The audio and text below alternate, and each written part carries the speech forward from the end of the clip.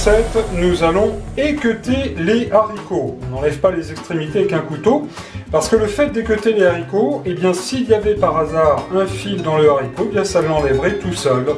Après avoir équeuté les haricots, vous allez concasser comme ceci grossièrement les noix.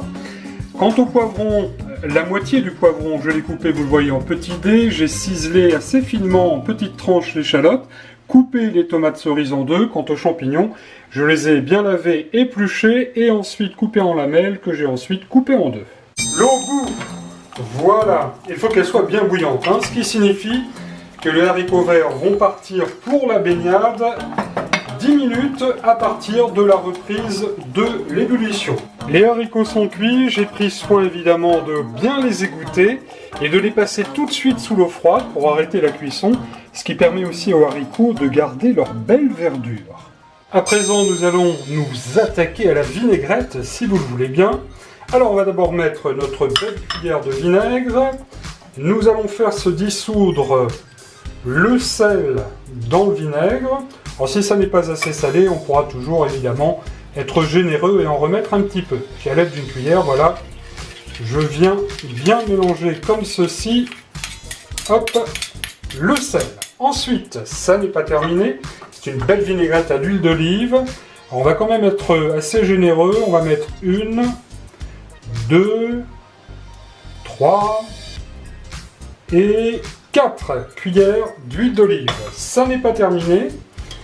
Notre vinaigrette adore les petits coins de Provence, alors on va mettre tout de suite nos herbes de Provence dans la vinaigrette.